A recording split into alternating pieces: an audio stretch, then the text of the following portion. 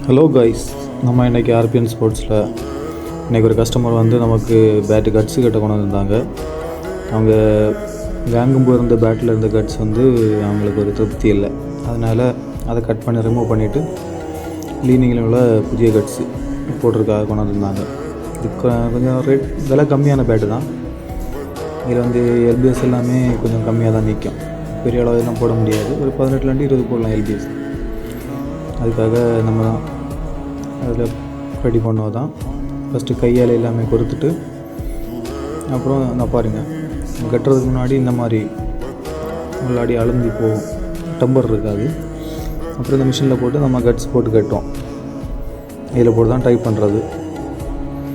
சரி, டைப் பண்ணுற வீடியோ என்னால் எடுக்க முடியலை. எல்லாம் ரெடி பண்ணி கஸ்டமர்கிட்ட கொடுத்தாச்சு.